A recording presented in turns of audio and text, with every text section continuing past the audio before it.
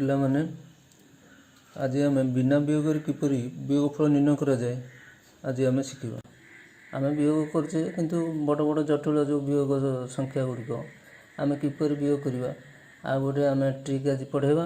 ସେଇ ଟ୍ରିକ୍ରେ ତୁମେ ସବୁ କିପରି ବିନା ବିୟୋଗ କରିକି ଆମେ କେମିତି ବିୟୋଗଫଳ ନିର୍ଣ୍ଣୟ କରିବା ସେ ମଧ୍ୟ ସହଜରେ ହେଇପାରିବ। କିନ୍ତୁ ଆମର ପାଠ୍ୟକ୍ରମରେ ଏଭଳି ବିୟୋଗଫଳ ଆମର ନାହିଁ, ତଥାପି ମଧ୍ୟ ଏ ବିୟୋଗଫଳ ଆମର ଯୁକ୍ତିଗତ ପ୍ରମାଣ ମଧ୍ୟ ରହିଛି। ଏଥିରେ ମଧ୍ୟ ଆମେ ବିନା ବିୟୋଗରେ କିପରି ବିୟୋଗଫଳ ନିର୍ଣ୍ଣୟ କରିବା ସେଥିପାଇଁ ତୁମକୁ କେତେଟା ଟ୍ରିକ୍ ମୁଁ କହୁଛି, ତାକୁ ଲକ୍ଷ୍ୟ କର।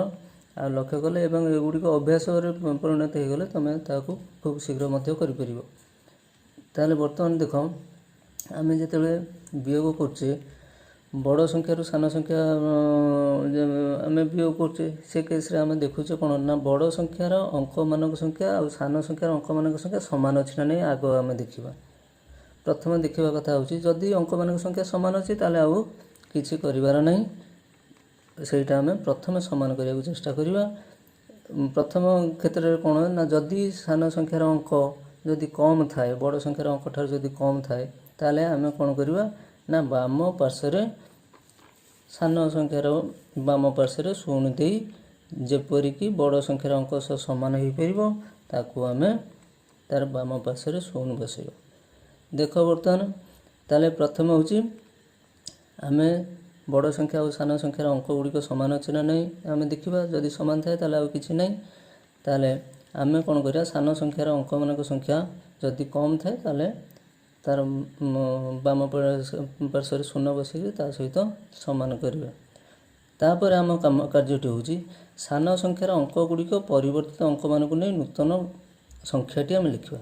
ଯଥା ସାନ ସଂଖ୍ୟାର ଅଙ୍କ ସବୁ ଆମର ଯଦି କ'ଣ ଥିବ 0 ଥିବ ସେ କେସ୍ରେ 9 ବସାଇବା, 1 ଯଦି ଥିବ 8 ବସାଇବା, 2 ଯଦି ଥାଏ 7, 3 ଯଦି ଥିବ 6, 4 ଯଦି ଥିବ 5, 5 ଯଦି ଥାଏ 4, 6 ଯଦି ଥାଏ 3, 7 ଯଦି ଥାଏ 2, 8 ଯଦି ଥିବ 1, 9 ଯଦି ଥିବ 0। ଅର୍ଥାତ୍ ଆମେ ଏତିକି କଥା ଜାଣିବା ଯେ ଅଙ୍କମାନଙ୍କ ସଂଖ୍ୟା ଯେମିତି ନ ଆସୁଥିବ ସେଇଭଳି ଆମେ ଅଙ୍କ ଗୁଡ଼ିକ ଆମେ ବ୍ୟବହାର କରିବା। ଏଇଟା ଆମେ ଶିଖିବା ମଧ୍ୟ ଆବଶ୍ୟକ ନାହିଁ।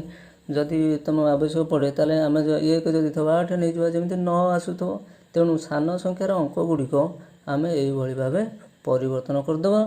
ନେକ୍ସଟ ତାପର କାର୍ଯ୍ୟଟି ହେଉଛି ନା ମିଳିଥିବା ନୂତନ ସଂଖ୍ୟା ସହ ବଡ଼ ସଂଖ୍ୟାକୁ ଯୋଗ କରିବା। ଆମେ ସାନ ସଂଖ୍ୟାର ଯେଉଁ ଅଙ୍କ ଗୁଡ଼ିକ ବଦଳେଇକିରି ବା ଅଙ୍କ ଗୁଡ଼ିକ ପରିବର୍ତ୍ତନ କରି ଯେଉଁ ଅଙ୍କ ଗୁଡ଼ିକ ଲେଖିକିରି ଯେଉଁ ସଂଖ୍ୟାଟି ହେଲା ସେ ସଂଖ୍ୟାକୁ ଆମେ ବଡ଼ ସଂଖ୍ୟା ସହିତ ଯୋଗ କରିବା। ତାପରେ କ'ଣ ହେବ ନା ଯୋଗଫଳରେ ମିଳିଥିବା ସଂଖ୍ୟାରୁ ତାର ବାମ ପାର୍ଶ୍ୱର ଅଙ୍କଟିକୁ ଉଠାଇଦେବା। ବାମ ପାର୍ଶ୍ୱରେ ଯେଉଁ ଅଙ୍କଟି ଥିବ ସେଇଟା ଉଠାଇକିରି 1 ଯେଉଁ ସଂଖ୍ୟାଟି ମିଳିବ ଆମେ କ'ଣ କରୁଛେ ବାମ ପାର୍ଶ୍ୱର ଅଙ୍କଟି ସମ୍ପୂର୍ଣ୍ଣ ଉଠାଇଦେବା, ବାଦ କରିଦେବା।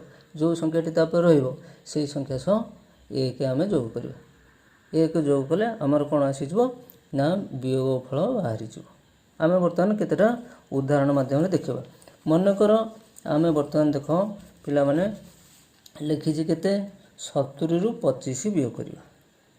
ଦେଖ ୟାର 2ଟା ଅଙ୍କ ଅଛି 7, 0, ୟାର 2ଟା ଅଙ୍କ ଅଛି 2, 5, ତାହେଲେ ଆଉ କିଛି କରିବା ଆବଶ୍ୟକ ନାହିଁ। ଏ କେସ୍ରେ କ'ଣ କରିବା, ଏ ଯେଉଁ 25ଟି ଆମେ ବାଦ ଦେଇଦେବା।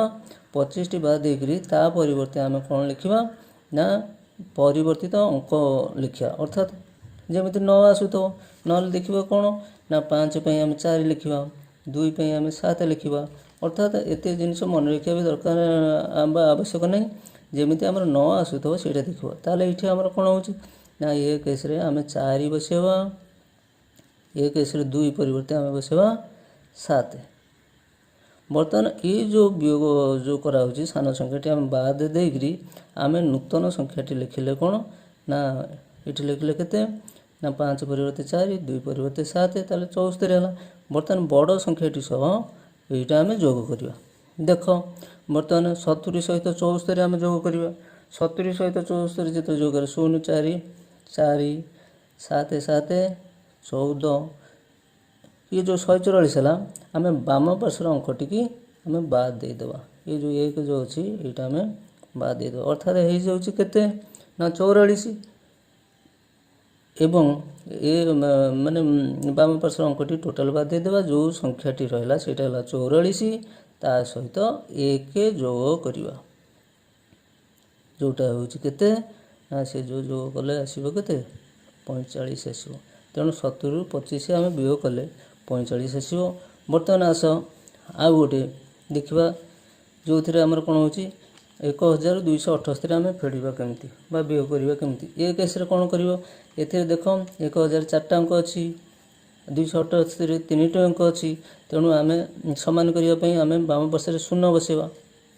तुम कहछि जदि सान संख्यार अंक मानक संख्या कम थाए तबे बड़ संख्यार अंक मानक संख्या सह समान करिया पई आवश्यक परिमाण शून्य बसेबा। ताले आमे गोटे शून्य बसेले 4 अंक सहित यार 4 अंक समान आसीबो।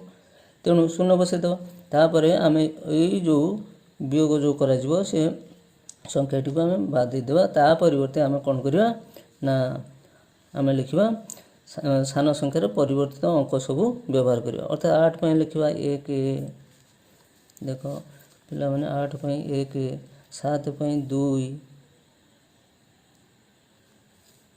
2 पई 7 0 पई 9 बर्तमान एटा जो करिवो ताले 8 पई 1 7 पई 2 2 पई 7 0 पई 9 बर्तमान 1000 सहित 9721 जोग करिवो। बर्तमान जोग करो 0 1 1 0 2 हेले 2 7 0 मिसले 7 9 1 मिसले 10। बर्तमान बाम पार्श्वर अंक एटा टोटली बाद दे दबो। अर्थात 0 7 2 1 721 हला आमे कोन करछे ना बाम पार्श्वर अंकटी टोटल उठे दबो जो संख्याटी रहला 0 7 2 1 बा 721 सेथिरे आमे कोन करबा 1 जोग करबा। ताले हबो केते ना 722 वियोग फल हबो केते 722 आसीबो। एई भली आमे कोन करबा ना जेते बड़ संख्या हिताउ जा हिताउ आमे एई भली भाबरे शीघ्र वियोग फल आमे निर्णय करि परिबा जहा कि जोग माध्यम मध्ये हम करछे। बर्तमान देखो आ गोटे बड़ संख्या आमे नउछे 1,01,10 ए केस रे आमे 99,999 को वियोग करिया। देखो यार अंक संख्या हला केते 2 4 6 एथिरे अंक संख्या केते 5 ताले आमे कोन करिवा शून्य बसेबा। बाम पार्श्व शून्य गोटे शून्य बसेले 6 अंक आसी जिवो। बर्तमान कोन करिवा एटा कैंसिल कर देबा एटा बाद दे देबा। बाद कर साला परे यार परिवर्तित अंक गुडी लिखा 9 पई लिखा 0 ये 9 पई 0 ये 9 पई 0 ये 9 पई 0 ये 9 पई 0 ये 0 पई 9 लिखिले। बर्तमान ये जहा हला बर्तमान बड़ संख्या सहित जोग करिया जोग करो।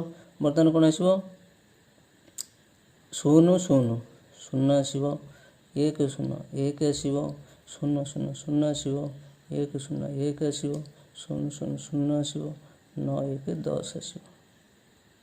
बर्तमान देखो एई बाम पार्श्वर जो अंकटी रहला से संपूर्ण बाद दे देबो जाला केते ताले आमे पाइले को संख्या ना 0 0 1 0 1 0 अर्थात आमे 0 0 बाम पार्श्व तो रखा जायनी ताले हमर आसीबो 1010 सेथिरे 1 मिसबो। सब बळ मन रखिबो बाम पार्श्वर अंकटी को आमे बाद देबा एवं जो संख्याटी तापर रहिबो सेथिरे आमे 1 मिसबा।